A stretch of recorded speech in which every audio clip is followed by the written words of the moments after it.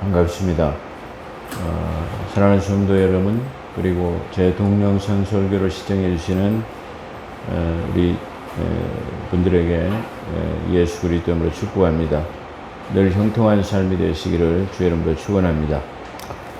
오늘은 이 디모데전서라고 하는 목회서 신서를 통해서 1장과 2장에서 2장은 기도에 관한 것, 공중 예배에서의 질서, 또 기도의 종류와 기도는 무엇을 위해서 해야 하는가를 말씀을 드렸습니다.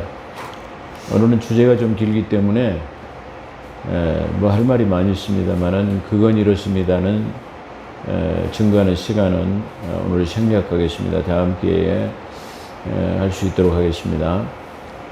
요즘에 특별히 우리 한국에는 일본에서 방출하는 그 원자력에서 나온 오염수라고 그러죠. 오염수.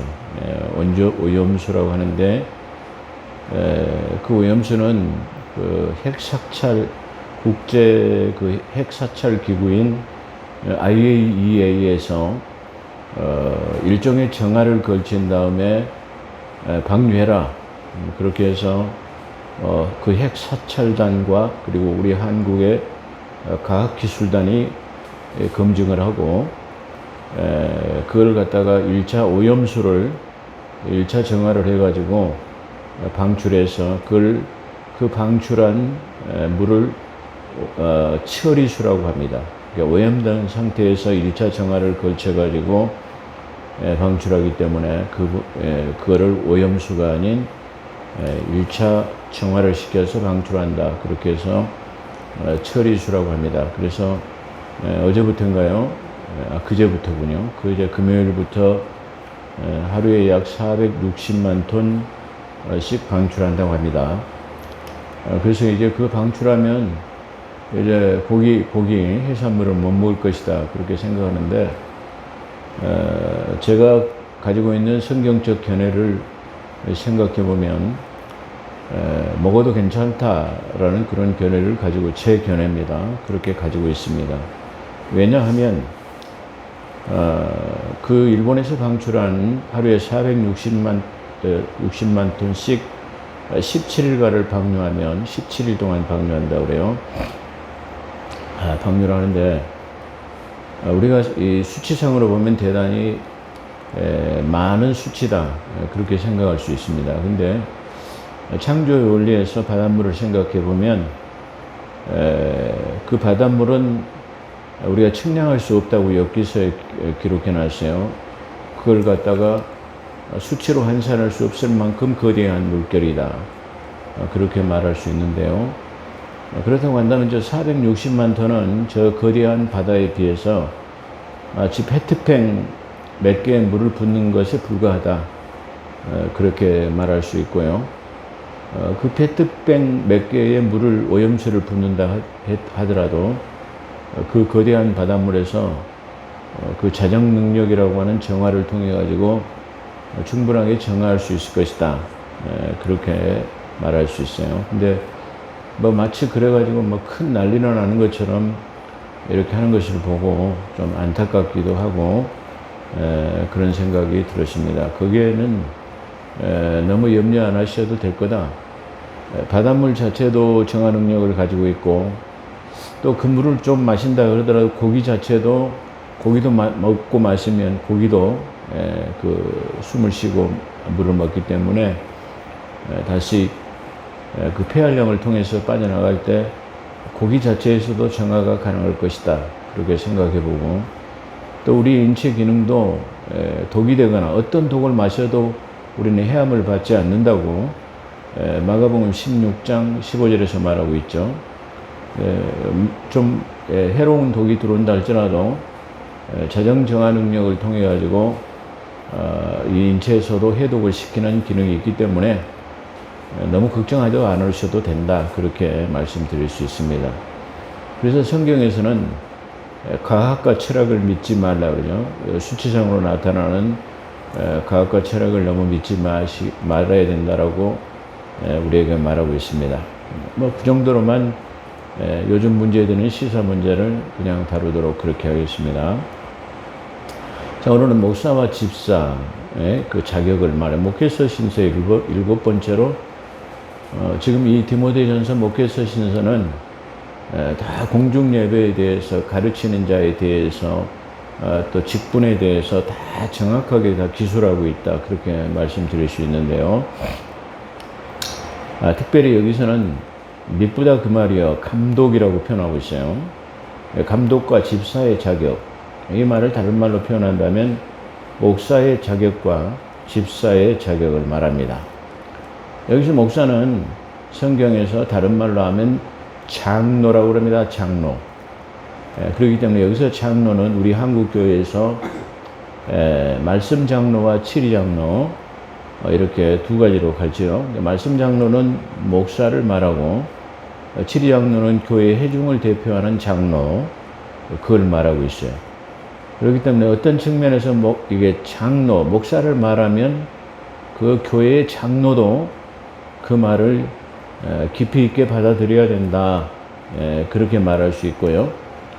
여기서 특별하게 두드러진 것은 교회 목사, 감독이나 집사의 직분이 크게 별 차이가 없다라는 거예요. 그러니까 거의 대등한 입장에서의 목사와 집사를 얘기하고 있기 때문에 성경에서 말하는 집사의 비중은 대단히 크다. 그렇게 말할 수 있고요. 만약에 목사님이 출타하거나 자리를 비우면 그 자리를 대신해야 할 만큼 중요한 자리가 집사예요. 우리 한국교회에서는 지금 특별하게 성경적인 것, 성경에서는 그렇게 말하고 있지 않지만 안수 집사와 서리 집사를 구분해 놨어요. 그러니까 우리 오늘날 교회에서 말하는 모든 그 집사님들은 서리 집사에 해당합니다. 그래서 이 서리 집사보다는 이제 안수 집사로 안수해가지고 집사로 세워나면 마치 그것이 장로로 가는 길로 이렇게 생각하는데 그런 측면은 아니다. 서리 집사는 그가 형편과 처지에 따라서 교회에 헌신할 수 있었을 때 직장도 가깝고 집도 가깝고 그러면 교회에 헌신하도록 하기 위해서 서리 집사를 세워놓는 것이고, 또 올해는 서리 집사로 임명을 했다가 내년에 안 할 수도 있어요. 그러면 직장이 멀거나 시간이 없는 사람은 또 그것을 빼게 되는데요. 만약 우리 한국교회의 잘못된 관행은 이렇게 서리 집사라고 하는 집사를 임명했다가 그 다음 해에 집사를 임명하면 이게 소위 말하는 삐져가지고 교회를 안 나오는 그런 결과가 있는데, 그것은 대단히 잘못된 것이다. 그렇게 먼저 말씀을 드릴 수 있어요. 그래서 여기서 감독이라는 말은 오늘날의 목사, 파스터를 말하고 있는 것이죠. 목사는 목사이기 이전에 교회를 총괄하는 감독자로 표현하고 있다는 것입니다. 그래서 목사는 목회, 다시 말하면 설교뿐만 아니라 교회를 전체적으로 잘 감독해서 교회의 기능이 순기능으로 잘 돌아갈 수 있도록 감독하는 의무를 맡고 있다. 그렇게 표현할 수 있어요. 그래서 목사이기 이전에 교회를 총괄하는 감독자로 표현하고 있다는 것입니다. 감독자는 교회의 각 부서를 돌아보아서 원활하게 순기능대로 작동하는가를 잘 살펴야 할 것입니다. 물론 당회는 물론이고 재직회 또는 남여전도회, 우리는 비록 교회가 스몰 사이즈 적기 때문에 각 분야가 없는 경우도 있습니다만은 조그만 교회가 크다면 이렇게 남여전도회 성가대 및 각 부서, 다시 말해 청년부, 대학부, 중고등부, 유년주일학교 이렇게 이런 부서를 다 제대로 잘 돌아가는가, 그것을 우리가 살펴야 합니다.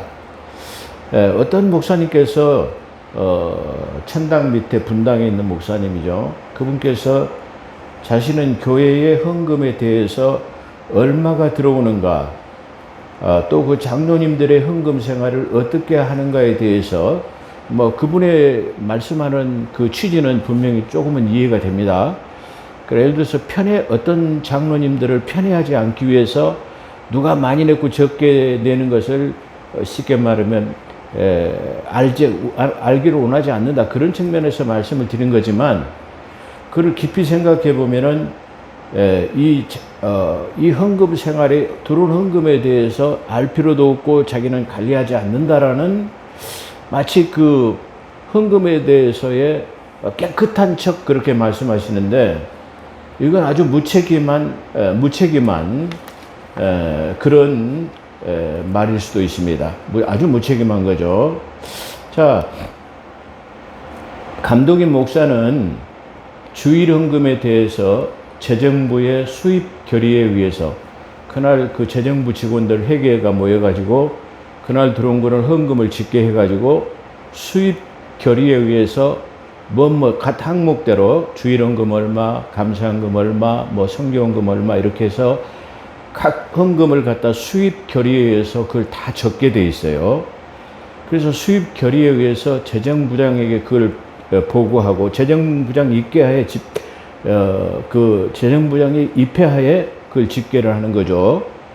그래서 이거를 결산한 다음에 담임 목사에게 보고하고 결제를 받는 것은 당연한 것입니다.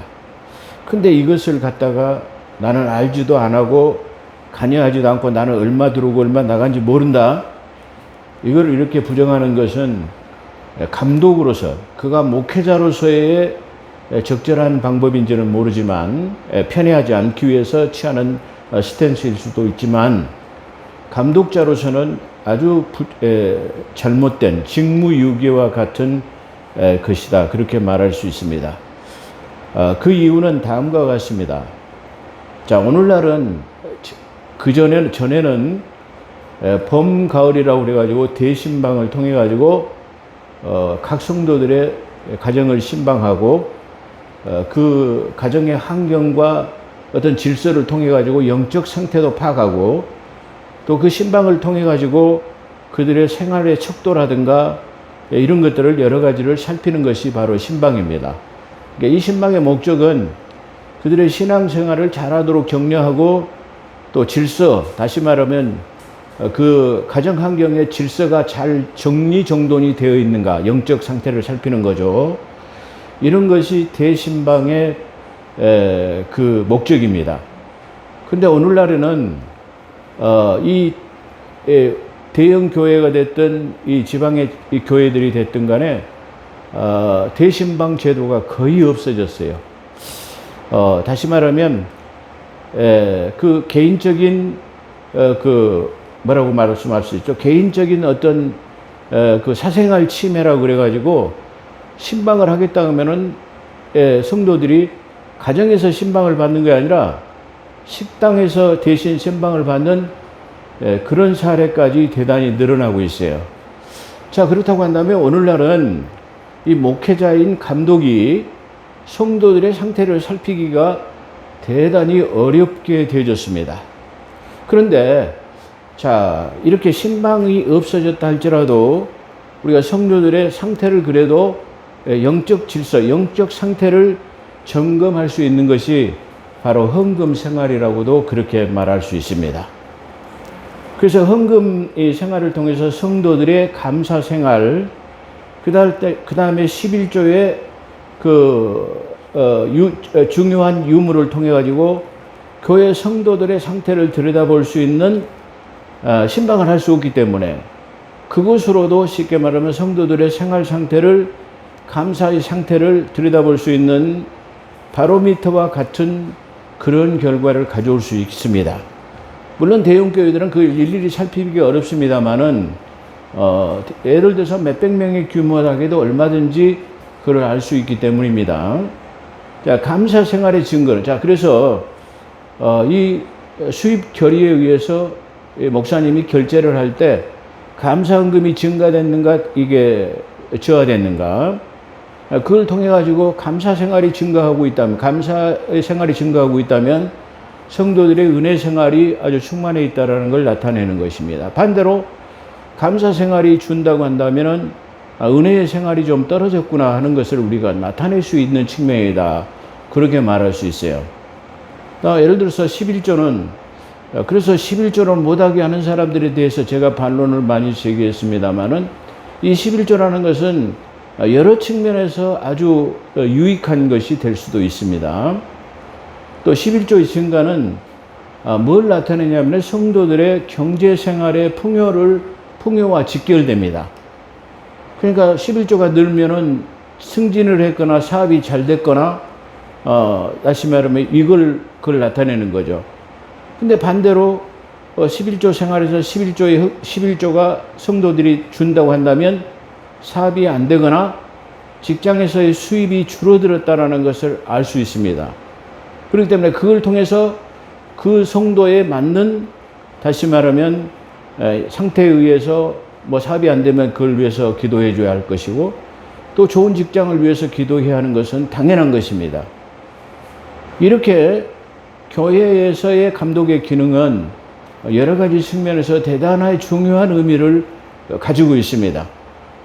그런데 그거를 우리가 대형교회에서는 관리하기가 힘들고 그 일일이 간섭하거나 이렇게 감독하기가 힘드니까 뭐 그냥 도에 현금이 얼마 들어온지 얼마가 나간지 뭐 그냥 재정부에서 다 알아서 하니까 뭐 그렇게 할 필요가 없는지는 모르지만, 교회 감독자로서는 그런 부분이 대단히 중요한 성도들의 영적 상태를 점검하는데 중요한 바로미터가 될 수도 있다, 그렇게 말할 수 있어요. 자, 11조의 감소는 성도들의 경제적 궁핍으로 이어질 수 있습니다. 그래서 이때는 교회에서 구제 현금, 교회 안에 이 구제라고 하면은 예부의 상태만을 말하는 것이 아니에요. 초대교회로 돌아가 보면 바로 초대교회에서는 교회 안에 있는 헬라파 가부와 그다음 유대파 가부들에게 다시 말하면 구제를 이게 많이 풀었다는 것을 우리가 볼 수 있습니다. 그렇기 때문에 11조의 감소와 헌금의 감소는 바로 교회에서의 구제 헌금을 많이 풀어야 한다는 것을 나타내는 것입니다. 근데 왜 줄까? 뭐 이것만 생각하고 헌금을 독려하거나 헌금 강조하는 11조는 해서는 안 되고, 오히려 반대로 구제를 풀고 그 부분에 대해서 목회 지침을 따라서 기도해야 할 것이다, 그렇게 생각합니다. 그래서 만약에 그렇다면 예산과 지출을 축소해야 할 것입니다. 그렇다고 한다면 그런 그 중요한 의미들을 가지고 있어요. 그래서 축소해야 하며, 목사는 그를 위해서, 다시 말하면 저조한 부분에 대해서 감사가 부족하다든가 기타 다른 것이 부족하면 그 부분에 대해서 기도해야 할 것입니다. 또한 만약에 반대로 이제는 모든 헌금의 증가를 가져왔다면, 헌금이 증가됐어요. 감사도 증가, 11조도 증가, 각종 헌금이 증가됐다고 하면 뭘 하죠? 선교를 확대해야 하는 것입니다.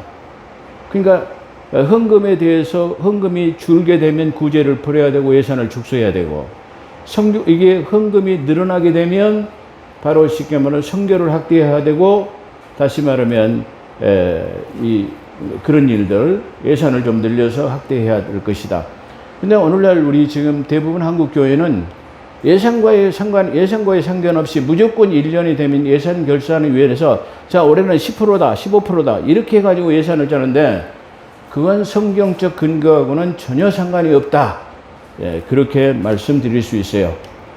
오늘 이 목사와 집사의 자격을 통해서 우리가 다시 한번 교회의 치리에 대해서, 헌금에 대해서 새로운 관점들이 있어지게 되기를 주의 이름으로 축원합니다. 이와 같이 목사는 목사이기 전에 감독으로 모든 기관을 잘 살펴야 하는 것입니다. 그래서 총체적으로 교회의 상황을 다 체킹하고 그것을 위해서 기도할 수 있는 역량을 가지는 자라야만이 그때야 감독자라고 말할 수 있을 것입니다. 그렇기 때문에 목회는 간단한 것이 아니에요. 적든 많든 적으면 적은 대로에, 다시 말하면 문제가 발생하게 되고, 크면 큰 대로 문제가 더 많을 수밖에 없어요. 그렇기 때문에 그런 모든 역량에 대해서 우리가 그걸 책임져야 하는 그런 경우를 우리가 많이 봤습니다. 제가 서울에서 신앙생활할 때, 그때는 어려운 시절이었습니다만은 개척교회를 했을 때 그 목회하신 목사님은 물론 소천하신 지가 아주 오래됐습니다. 그분은 어려운 교회의 상태와 성도들의 상태를 위해서 늘상 기도하면서 이 기업하시는 분들을 찾아다닙니다. 그 찾아다니는 이유는 성도들의 취업을 위해서, 그러니까 그 궁핍한 생활에서의 그 탈피를 위해서, 그분들을 위해서 이렇게 늘 그분의 직장을 얻기 위해서 많이 애쓰는 모습을 보았습니다.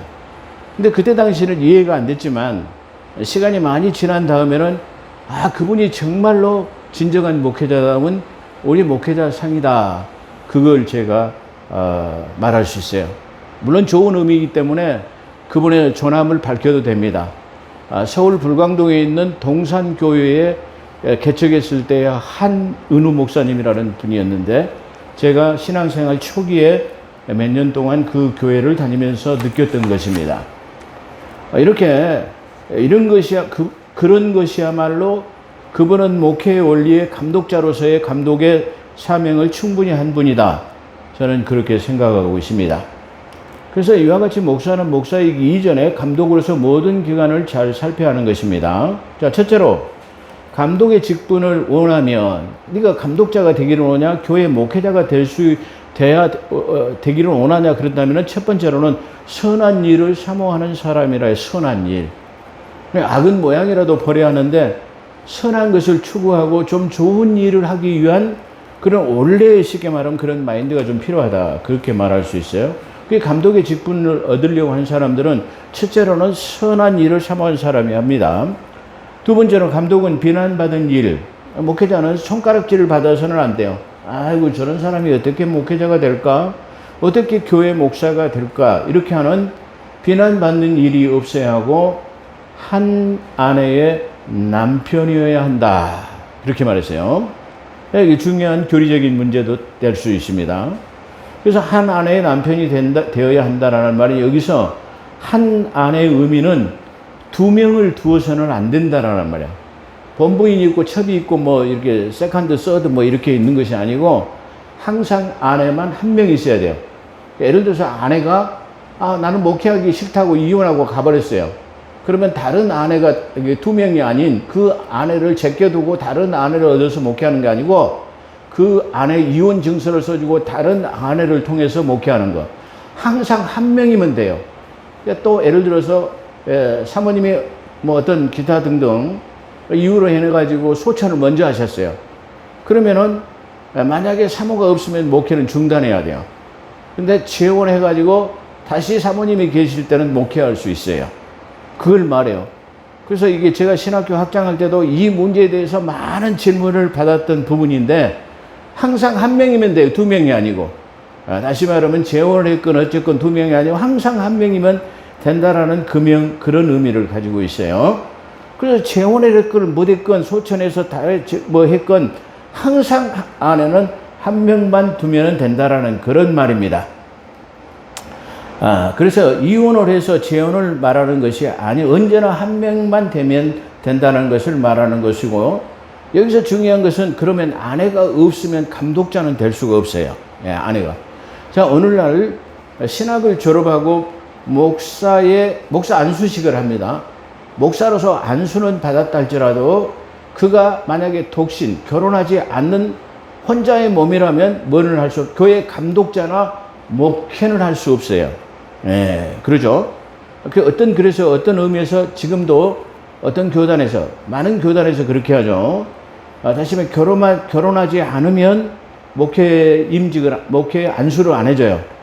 그래서 결혼을 해야 되고 임직식 할 때 목사 가운을 그 아내 되는 사람이 뒤에서 받쳐 있다가 차기식을 하게 되면 다시 말하면 그 사모 되는 사람이 그 가운을 걸쳐주게 되면 그 안수 위원들이 이 자크를 채워가지고 차기식을 하는 것을 볼 수 있죠. 이때 아내가 없는 사람은 임직은 아니죠. 안수식은 안 되는 거예요. 그렇기 때문에 여기서 나타나는 것은 바로 다시 말해 신학교를 졸업해서 목사 안수가 되었다 할지라도 임직, 다시 말해 교회를 치리하거나 교회가 감독자는 될 수 없다, 그런 말이에요.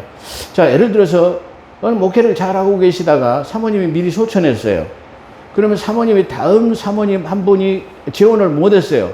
그러면 뭐죠? 목회는 그만둬야 하는 것입니다. 자, 이렇게 자명하게 성경에서는 그것을 말하고 있습니다. 두 번째는 절제에 대해서 말하는데, 이 절제는 성령의 9가지 은사 중에서 마지막 은사가 절제의 은사입니다. 이 절제는 바로 적당하게 하는 거예요. 적당하게. 도를 넘어서는 안 된다라는 거죠. 우리가 흔히 쓰는 가유불급이라는 말이 있는데, 도를 넘지 않는 적당히 어느 선에서 쉽게 말하면 절제할 수 있는 그런 것이 대단히 큰 것이다. 다시 절제할 수 있는 그런 것. 이게 쉽게 말하면 고삐 풀린 망아지처럼 이게 그렇게 나가는 도를 넘어서는 안 된다. 그걸 말하고 있어요. 그래서 적당히 하는 것과 이게 그런 것을 가지고 있습니다. 그래서 그 다음에 절제를 할 줄 알아야 되면 그 다음에는 신중해야 된다. 신중해야 하며 그 다음에 즉흥적이지 않아야 된다. 그러죠.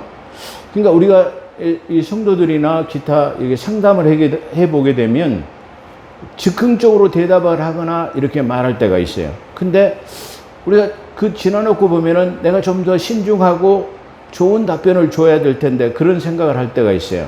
그렇기 때문에 신중하고 즉흥적이지 않는 것은 우리가 충분하게 기도한 다음에 답변을 내려주는 것. 그것이 상담의 원칙이라고 그렇게 말할 수 있죠. 그래서 모든 결단은 교회에서의 감독자로서의 많은 결단을 내려야 할 때가 많이 있습니다. 이때도 다시 말하면 신중하고 그 다음에 즉흥적이지 않아야 된다. 즉흥적이다 보면은 모든 교회에서 일어난 일을 갖다가 다시 말하면 안 될 때가 있어요. 교회에서 즉흥적으로 일을 하다 보면은 많은 시행착오를 갖고 오게 돼 있어요. 시행착오를 갖고 온다면은 그때 즉흥적으로 해가지고 이렇게 하자 말이에요. 거론해가지고 그렇게 해놓고 보니까 시간이 지나놓고 보니까 그것이 시행착오를 가져와가지고 이중으로 다시 더 많은 돈을 들어가야 되는 경우가 많이 있어요. 그렇기 때문에 무슨 일을 하려면 충분한 구상과 많은 이 생각을 통해 가지고 이걸 시행을 한다고 한다면 시행착오를 겪지 않아요. 저도 목회하면서 많은 시행착오를 가져왔던 것을 우리가 생각해 봐요. 근데 그것은 즉흥적으로 다시 말하면 먼 일을 처리했기 때문에 그렇다라고 그렇게 말할 수 있어요. 그렇기 때문에 모든 결단은 감독자는 신중해야 하며 즉흥적이지 않아야 된다라는 것을 말하고 있어요. 그 다음에 예의 바르고 대접하기에 힘쓰고 가르치기를 잘해야 합니다. 이게 목회자는 예의 바르고 정중해야 됩니다. 그래서 누구든지 대접하기를 힘쓰고 그 다음에 가르치는 것을 잘해야 돼요. 목회자의 가장 큰 덕목 중에서 여러 가지가 있겠지만 여기서 가르치는 것을 잘해요. 그러니까 오늘날 교회 안에서의 보게 되면 가르치는 것, 다시 말하면 성경교사가 되어야 되는데 성경교사가 되는 것보다는 세상적인 것에 대해서 더 많은 할애를 하고 있다. 그렇게 말할 수 있을 것입니다. 그래서 성경적인 것을 가르치는 것을 잘해야 된다라고 그렇게 말할 수 있습니다. 세 번째로는 술을 즐기지 아니하며 술을 즐기지 않아야 돼요. 앞선 성경에서 보면 술에 임박이지 아니한 자 이렇게 표현하고 있어요. 임박인다라는 말은 습관적으로 다시 말하면 주독성이 있어가지고 마치 아편을 한 사람이 그 한 번 맛을 보게 되면 안 하면 안 돼가지고 이게 자주 그냥 또 먹고 또 맞고 이렇게 하는 것처럼 바로 습관적이지 않아야 돼요. 임박이지 않아야 된다라는 말은 그런 뜻이에요. 그래서 습관적으로 술을 찾는 것은 말이 임박인 것과 마찬가지예요. 그렇기 때문에 그걸 절제하지 못하면 안 된다라는 것이요. 자, 근데 중요한 것은 여기서 술에 대한 것을 언급하고 있는데 이 술을 갖다가 지금 이 성경에서는 바로 습관적인 것으로만 마시지 말아라. 조금은 마셔도 괜찮다라는 간용을 보이고 있어요. 자, 그런데 통념적으로 중요한 것은 저 천주교의 신부는 술도 먹고 담배도 피고 다 그래도 괜찮은 것으로 세상 사람들이 인식하고 있어요. 근데 교회 목사님이 만약에 술을 먹는다고 한다면 담배는 피면 안 되죠. 담배는 천주교 신부나 교회 목사는 절대 담배에 대해서는 언급하고 있지 않아요. 근데 담배에 대해서 사람들이 성경에 언급하지 않기 때문에 담배는 피워도 된다라고 생각하는데 아닙니다. 담배는 코에서 연기를 나는 것은 욥기서 42장에 보면 니워 야단이라는 예뱀 마귀가 입에서 불을 토해내고 코에서 연기를 품어낸다 그래요. 담배를 피워가지고 코로 연기를 내뿜는 것은 이게 마귀의 형상을 닮은 것이기 때문에 논지의 여지가 없어요. 폐에 일어나고 그건 안 됩니다. 그렇기 때문에 말할 가치도 없는 것이고, 자, 여기서 술에 대한 것. 술에 대한 것은 그렇게 조금 전에 말한 것처럼 천주교 신부는 술도 먹고 담배도 피워도 되는 것으로 알고 있는데, 오늘날 교회 목사님은 술을 먹으면 안 되라고 생각해요. 만약에 목회자가 어디 가서 만약에 시원한 맥주를 한 잔이 마셨다 그런다면, 저분은 교회 목사님인데 목사님도 다 술을 먹네? 이렇게 하고 많은 사람들이 손가락질을 할 거예요. 이렇게 통념적으로 목사님은 술을 먹어서는 안 되라고 생각하고 있기 때문에, 만약에 목회자가 지금 우리의 정서로 지금 봐서, 한국교회의 정서로 봐서 만약에 목사님이 술을 먹는다고 하면 많은 사람들이 저 목사님이 타락한 목사인가, 술을 마신다라고 생각할 수 있을 것입니다. 근데 성경에서는 습관적으로만 마시지 않는 조금은 마셔도 된다라고 간용하고 있어요. 그렇다고 성경에서 마시라고 했다고 막 마셔가지고 다른 사람이 볼 때 목사님도 술을 먹는데라고 해가지고 덕을 세우지 못할 것 같으면 그 술을 먹지 말라는 거야. 고린도전서에서도 다시 말해 성찬 때에 다시 말해 이 포도 주스에 대해서 말을 많이 하고 있는데, 성찬 때 다시 말해 그래서 너희가 만약에 고기가 됐든 뭐가 됐든 간에 믿음의 사람들에게 실족하지 않도록 하기 위해서라고 한다면, 만약에 이것을 통해 가지고 상대방이 그걸 보고 실족할 것 같거나 아니면 믿음이 없는 사람이 다시 말하면 의아해하게 되고 덕을 세우지 못할 것 같으면 하지 말아라, 그렇게 말하고 있어요. 그렇다고 한다면 오늘 우리나라 한국교회 정서에서는 목회자가 술을 먹는 것에 대해서는 용인하지 않고 있다. 그래서 먹든 안 먹든 간에 그렇다고 해가지고 그러면은 사람들 보는 데서는 마시기는 그러니까 혼자 몰래 집에서 마신다? 이것도 아마 가만히 생각해 보면은 유성 같은 생각이 들 수도 있어요. 사람들 앞에서는 못 먹으니까 그냥 집에서 맥주 한 잔은 마셔도 되겠지라고 몰래 또 마신다라고 생각하면 또 그것이 뭐가 되냐면은 자기 자신에 대해서 유선이 될 수도 있어요. 그렇기 때문에 이 문제에 대해서는 목사님들의 판단하에 우리가 이 문제를 신중하게 접근해야 될 것이다, 그렇게 말할 수 있어요. 그래서 만약에 장로님이 됐다 할지라도 마찬가지예요. 목사님이 됐다 할지라도 마찬가지예요. 저분은 교회 장로님인데 술 마신다 그러면 안 돼요. 예, 그렇죠. 그렇기 때문에 그렇다고 해서 없는 데서 막 없는 데서 막 술을 많이 마세요. 그러면 아까 말한 사람들에 대해서는 보는 데서 먹지는 않고 몰래 숨어서 먹게 되면 뭐예요? 자신에 대한 유선이 될 수 있는 문제다. 중요한 것은 항상 많은 사람들에게 덕이 되냐 안 되냐, 그것이 대단히 소중하다, 그렇게 말할 수 있습니다. 그래서 이 앞전 성경에서는 술의 임박이지 아니한 자로 말했는데, 여기서는 술을 즐기지 않은 자로 그렇게 직역해 놓았다, 그렇게 말씀드릴 수 있어요. 자, 우리가 아까도 말씀드린 것처럼 통상적으로 간섭으로 천주교 신부는 술을 마셔도 괜찮은 것이고 담배도 피워야 된다, 성경에서 담배 피우라는 말은 없다, 그렇게 말했지만 있죠. 배부르지 않을 것에 은을 달아주지 말라 했고, 아까 담배를 피워서 연기를 품는 것은 에벤 마귀 리오야단의 형태이다. 그렇기 때문에 절대로 안 된다. 그러면 술에 대해서는 조금은 간용하고 있다. 그렇지만 그 적당히 마셔가지고 도를 넘어서는 안 된다. 예, 이렇게 말할 수 있을 것입니다. 그래서 그 문제를 우리가 잘 신중하게 선택해야 될 것이다, 그렇게 말씀드릴 수 있습니다. 그래서 아까 말한 결론은, 만약에 그것이 덕을 세울 수 있는가를 생각해가지고 덕을 세울 수 있는 일이라면 그 순간은 조금 마셔도 될 것이고, 만약에 덕을 세우지 못한 일이라 한다고 한다면 하지 말아야 할 것이다. 그래서 이 문제에 대해서는 개인의 재량에 따라서 해도 될 것이다, 그렇게 말할 수 있을 것입니다. 그 다음에는 구타지 아니 구타. 구타하는 사람은 없겠죠.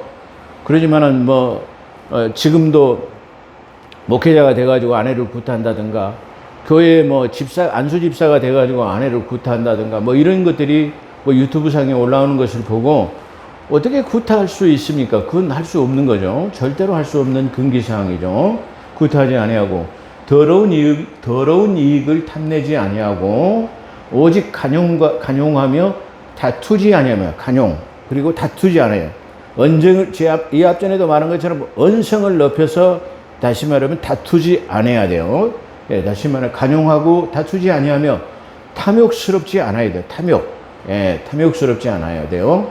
제가 어떤 분을 봤는데 아주 성경도 잘 가르치고 친화력도 좋은 그분인데 그분은 먹는 것에 대해서는 그냥 아주 사죽을 못 쓰는 그런 아주 그 색다른 면모를 내가 본 적도 있습니다만은 첫째는 탐욕스럽지 않아야 합니다.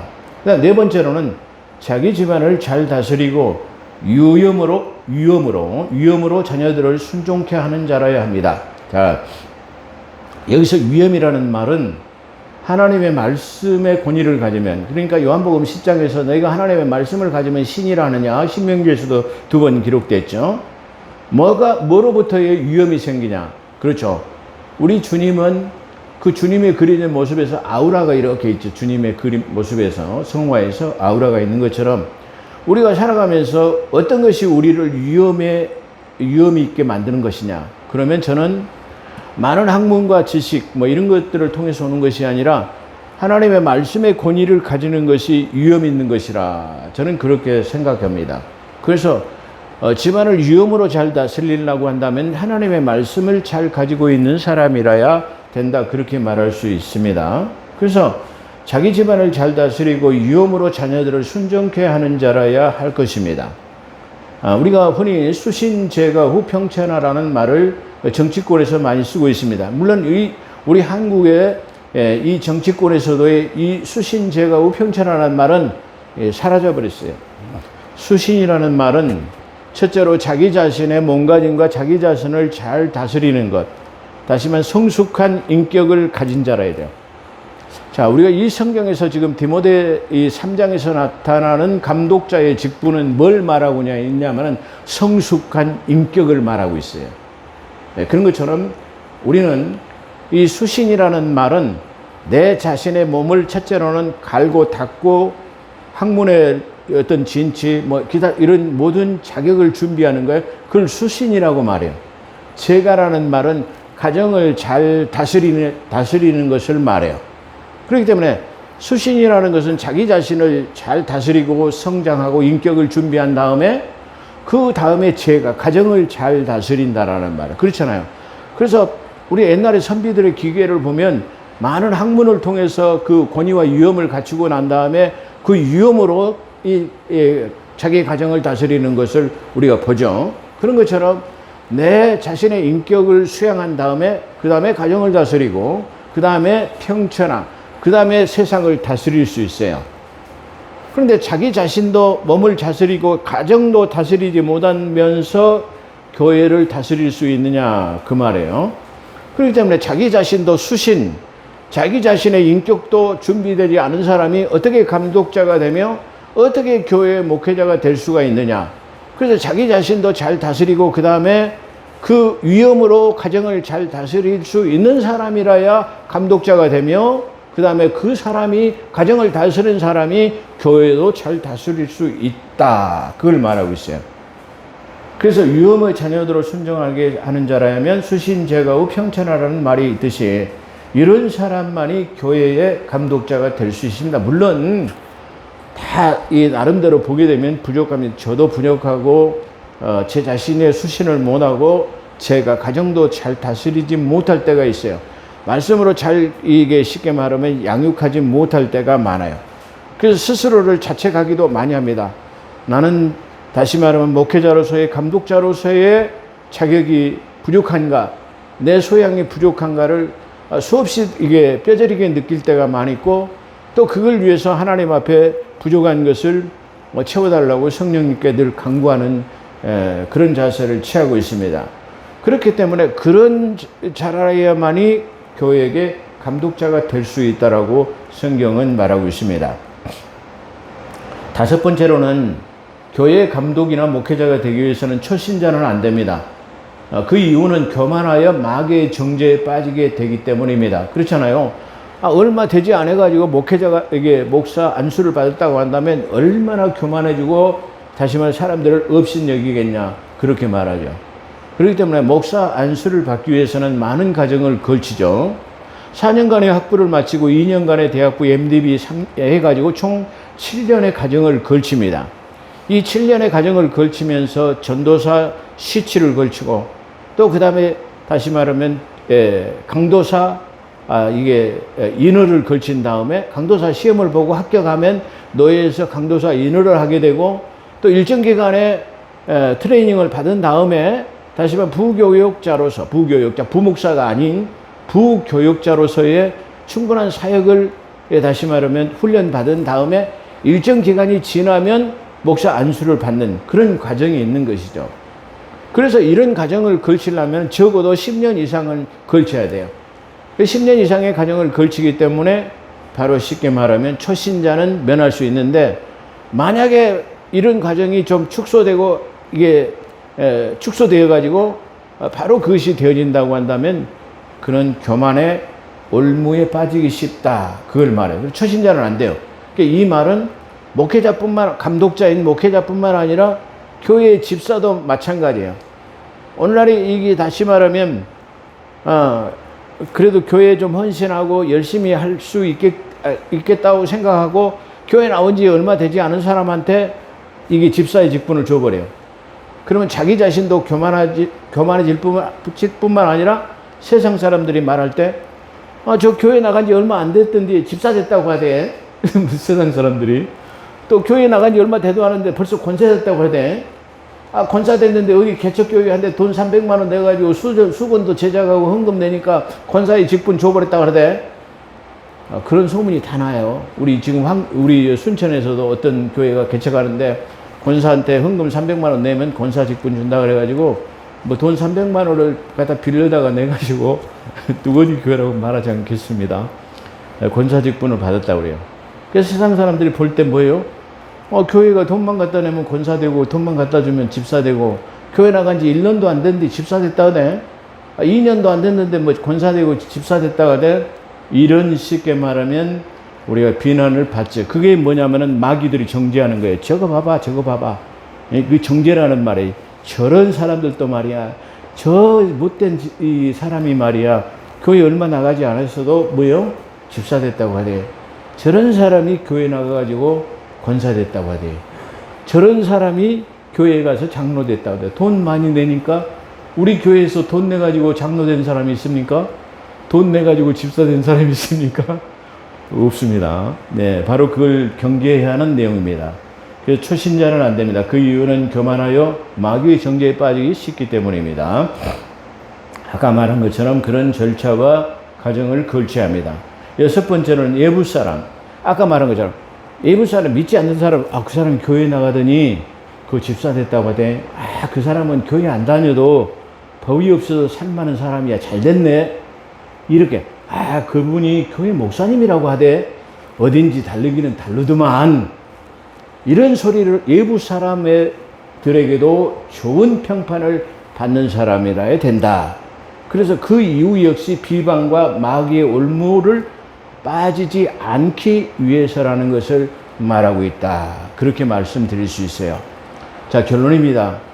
우리는 때로는 이 교회의 목회서 신서의 지침에 따라서 우리가 만약에 그걸 하지 않았다면 그렇게 않는 당사자는 하나님 앞에 회개하고 더 많은 정진을 통해서 하나님의 헌신과 충성을 다해야 할 것이며 또 교회에서도 이러한 자격을 갖추지 못했음에도 만약에 이것이 임명되었거나 만약에 이게 관철되었다고 한다면 충분한 회개를 통해서 앞으로는 이 성경이 말하고 있는 지침대로 하나님께서 요구하는 대로 다시 말하면 그걸 유지해 가는 것이 교회의 커다란 성장을 가져올 뿐만 아니라 어디다 하나님 앞에 내놓더라도 또 일반 세상 사람들한테 내놓더라도 또 교회 안에 믿음의 사람들한테 내놓더라도 떳떳할 수 있을 것입니다.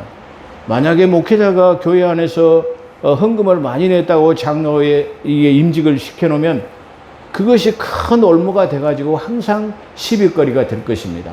다른 사람 역시 나도 교회에다 헌금 얼마 낼 테니까 나도 장로 시켜줘. 나도 교회에다 헌금 얼마 낼 테니까 권사 시켜줘. 이런 문제가 잇따라 이게 잠재워지지 않고 나타날 수 있기 때문에 그것이 만약 올무가 되어가지고 교회 목회하는 데에 큰 지장을 가져오게 될 것입니다.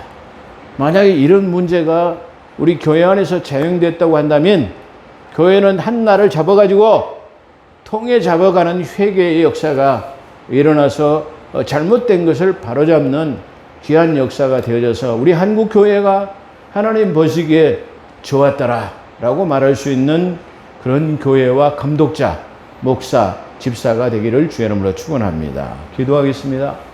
거룩하시고 자비로우신 하나님, 이 목회 서신서는 하나님 아버지 목회자의 교본과 같은 것이라고 말씀드렸습니다.